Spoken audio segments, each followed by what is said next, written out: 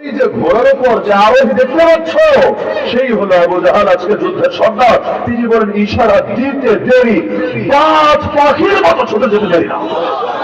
ছুটে তো গিয়েছে, তারা না গিয়ে যদি বড় কোনো বীর বাহাদুরও যেত, বড় কোনো সেনাপতিও যেত, আবু জাহালের ধারে কাছেও বসতে পারত না, কচু কাটা করে ফেলতো। কারণ সেনাপতির নিরাপত্তা তো সবচাইতে বেশি, সেনাপতির স্বাস্থ্য যুদ্ধই শেষ, এই কারণে তাকে তো সবচাইতে বেশি প্রোটোকলে রেখেছে। তার পর্যন্ত রিচ করবে কিভাবে, আগে তো যেতে হবে, পরে না তাকে হত্যা করবে। ধারে কাছে বসতে পারতো না। কিন্তু দুই বাচ্চা আসছে, কারো কল্পনায় আসে নাই তারা কি করতে পারে, ভেবেছি কিছু বললাম না, কি জন্য আসবে। আয়েশা তো বলবে, আঙ্কেল আঙ্কেল আমার আব্বারে মাইরেন না, আমার ভাইরা তুইলা নিয়েন না, যা বলে আর কি, বাচ্চারা আর কি বলবে। কিন্তু ওরা জানে না এই বাচ্চা সেই বাচ্চা না, নবীর সাহাবী। নবীর সাহাবী জালেমদেরকে ছেড়ে কথা বলে না। গিয়েছে কাছে এক দৌড়ে, কিন্তু আবু জাহাল তো ঘোড়ার পিঠে, ওই বাংলাদেশের কাঙ্গাল ঘোড়া, অ্যারাবিয়ান হর্স, ওইটার পিঠে আপনাদের অনেকের মাথার উপরে ঘোড়া দিয়ে, এখানে ঘোড়া সাইজ, আপনাদের অনেকের মাথার উপরে ঘোড়ার পিঠ, আর ওই ঘোড়ার উপরে বসা আবু জাহাল। তো বাচ্চা নাগাল পাবে কিভাবে? ওই পায়েটায় মারলে তো লাভ নাই, কাজের কাজ কিচ্ছু হবে না। আবু জাহাল জিজ্ঞেস করবে, নাগালি তো পাবে না, তো মই লাগবে, তাহলে রশি লাগবে, সিঁড়ি লাগবে। এখন কি করবে? সময়ও হাতে নাই, না হলে মেরে ফেলবে আশপাশ থেকে, হাতে তো সময় দেওয়া যাবে না। এজন্য একজন গিয়ে ঘোড়ার পায়ে একটা কোপ মেরে ফেললো, ঘোড়ার পায়ে। এই যুগ হলে আবার পশুপ্রেমীরা হাউকাউ করে উঠতো, কি বললেন, একটা অবলা প্রাণীর গায়ে আঘাত করেছে, ছি ছি, ইসলাম এত কঠিন না, ইসলামে এত উগ্রতা নাই। এই টাইপের লেকচার এক শ্রেণীর লোকে দেয় না, কি যে আজিব। মানুষ মনে খবর থাকে না, কিন্তু রাস্তায় কুত্তার কিচ্ছু করা যাবে না। বাংলাদেশ কুত্তা দিয়ে ভইরা গেল, মোটর সাইকেল চালাইতে গিয়ে কুত্তায় নিয়মিত মাইর খাইলো, দেশে কুত্তারই ধরনের কোনো ব্যবস্থা নেওয়া যাবে না, এদেরকে আলাদাও করা যাবে না, কারণ কুত্তা প্রেমিকদের কষ্ট হবে।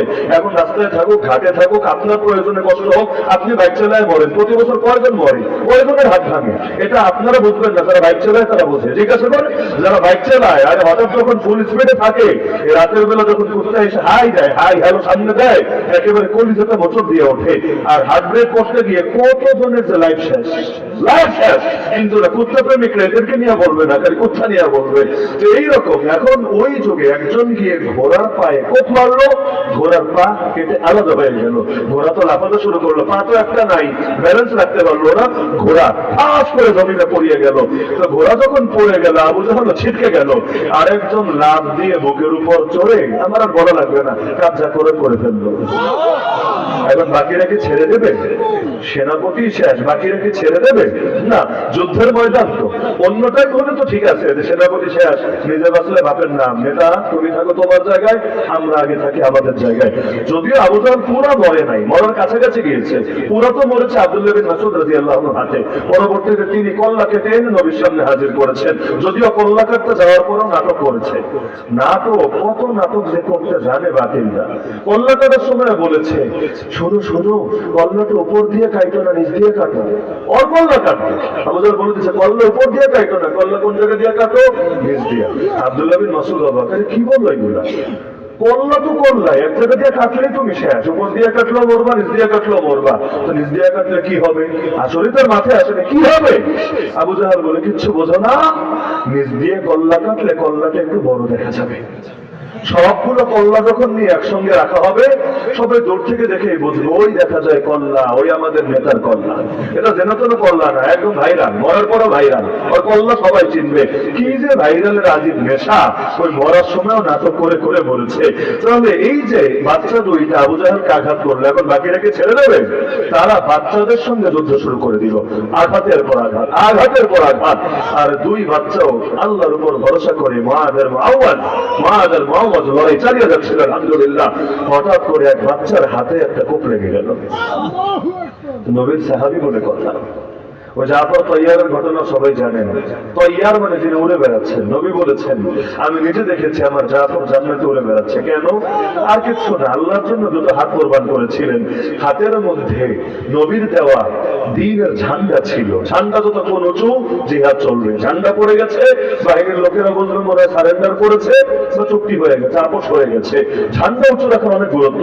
এক হাতে ঝান্ডা ধরে রেখেছেন, এক কাফের এসে কোপ মেরেছে, হাতটাই কেটে গেছে, কিন্তু ঝান্ডা পড়তে দেন নাই। আরে হাত গেলে তো নবীর দেওয়া ঝান্ডা মাটিতে পড়তে দেওয়া যাবে না। আর এক হাত দিয়ে ধরেছে, আর এক কোপ মেরেছে, এই হাতও কেটে গেছে, তবুও পড়তে দেয় নাই।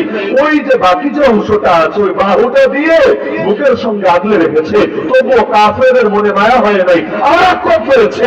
আল্লাহর বান্দা এবার শহীদ হয়ে গেছে।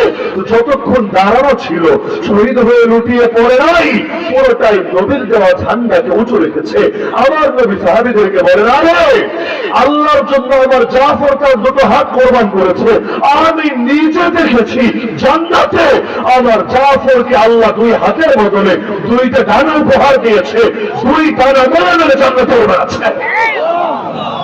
আল্লাহ তাআলা বান্দারে কখনো ঠকায় না। আল্লাহ এত দেওয়া দেয়। তো লড়াই চালাচ্ছে, হঠাৎ একজনের হাতে কোপ লেগে গেল, হাতটা পুরো দুই টুকরো হলো না, কেটে গেছে, হাত দিয়েও কেটেছে, কিন্তু এদিকে চামড়ার সাথে আর কিছু গোষ্ঠের সাথে হাতটা ঝুলছিল, পুরো কেটে পড়ে যায় নাই।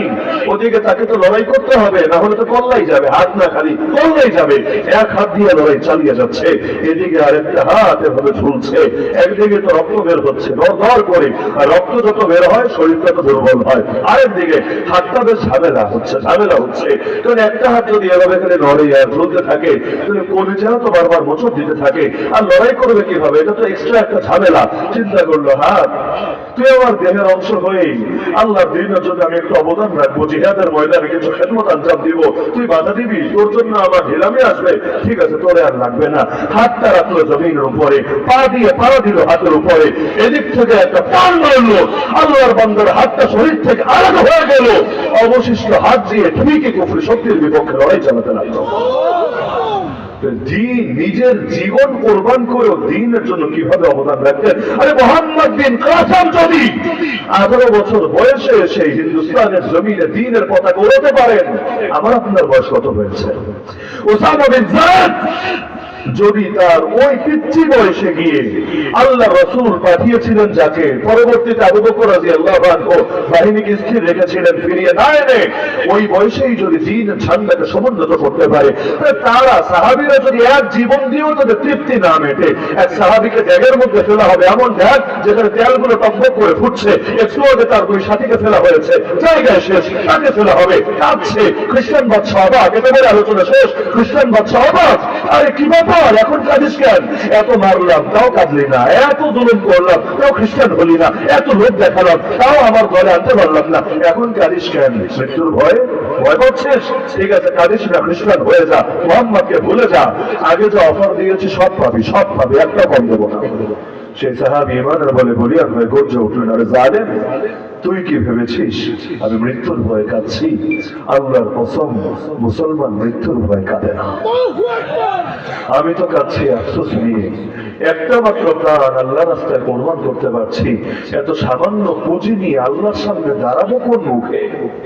আল্লাহ কি এতটুকু পুঁজি কবুল করবে? আল্লাহ কি আমাকে মাফ করবে, আমাকে জান্নাত দেবে? ওই ভয়ে আমার কান্না আসছে। হ্যাঁ, আমার গায়ে যেই পরিমাণ পশম আছে, এই পরিমাণ যদি জীবন থাকতো আর প্রতিটা জীবন আল্লাহ রাহে কোরবান করতে পারতাম, কিয়ামতের দিন বড় সড়ো পুঁজি নিয়ে দাঁড়াতে পারতাম। এই আফসোসে আমি চোখের পানি সামলাতে পারছি না। এক জীবন দিয়েও তাদের তৃপ্তি মেটে না। আমরা যে কিছুই করতে পারলাম না, ভেতরে কখন আক্ষেপ জাগে না? আর কত জীবন তো চলেই গেল, কয়দিন বাকি আছে আল্লাহ ছাড়া কে জানে? আরে একটা মাত্র জীবন, একটা মাত্র সুযোগ, আসেন না জীবনটা বেছে দিয়ে আল্লাহর কাছে, জীবনটা অক্ষ করে দিয়ে আল্লাহর নামে, আল্লাহর দ্বীনকে সমুন্নত করাই হবে আমার লক্ষ্য, আর কিছু না। আল্লাহু আকবার শুনেছে জন্মের পরে, আল্লাহু আকবার শোনানো হবে মৃত্যুর পরে। সুতরাং আল্লাহর বরত্ব, আল্লাহর জমিনে প্রতিষ্ঠা করাই আমার জিন্দগির লক্ষ্য হয়ে যাবে না। আজকে এই মাহফিলে বসেই আল্লাহর সঙ্গে শপথ করি না, আর আল্লাহ যতদিন পর্যন্ত আমি জীবিত আছি, আমার ভেতরে প্রাণ আছে, প্রাণের স্পন্দন আছে, ধমনীতে রক্ত প্রবাহিত আছে, হকের পক্ষে বাতিলের বিপক্ষে আমার আমল লড়াই এবং সংগ্রাম চলবেই চলবে, চলবেই চলবে, চলবেই চলবে।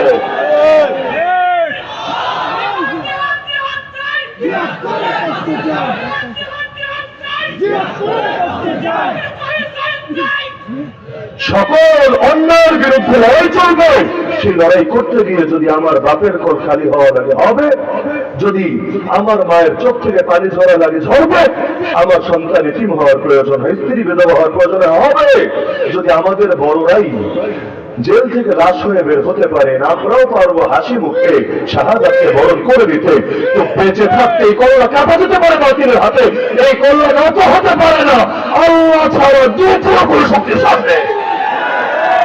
পারবেন তো ইনশাআল্লাহ? পারবেন তো ইনশাআল্লাহ? একটা মাত্র জীবন, এই দেশে 14 কোটি মুসলমান মরার জন্য এক হয়ে যান, সবাই বেঁচে যাবেন ইনশাআল্লাহ। আর সবাই মিলে বাঁচতে চাইলে সব মরবেন, একজনও বাঁচতে পারবেন না। ইসলাম বাঁচলে আমরা বাঁচবো, ইসলাম বাঁচলে আমরা বাঁচবো। আর ইসলামের বিরুদ্ধবাদী শক্তি যদি, ইসলামের বিরুদ্ধবাদী শক্তি, নাস্তিক্যবাদী কাফেরবাদী শক্তি যদি এগিয়ে যায়, আমরা সবাই মরবো। সুতরাং আসেন আগায়া যাই, ইসলামকে নিয়ে আগায়া যায়। পারবেন না ইনশাআল্লাহ? ইসলামকে মাইনাস করে কিছু না, আমাদের সব হবে আল্লাহকে রক্ষে, আল্লাহর সামনে গোলাম হয়ে, বান্দা হয়ে, নিজেকে সঁপে দিয়ে ইনশাআল্লাহ। সবাই যদি এ ব্যাপারে একমত হতে পারে, না আমি বাধা দেখি না রে ভাই, কোনো বাধা দেখি না।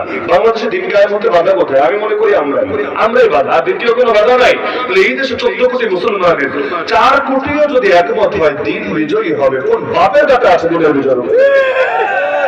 কিন্তু জনমতের গঠন হলো না, জনসমর্থনের কমতি নাই, কোনো কমতি নাই, জনশক্তি নাই। জনসমর্থনকে জনশক্তি বানাতে পারি না, নিজেদের দলাদলি আমরা পিড়িতে শেষ করতে পারি। কিসের ইসলামের বিজয় করা?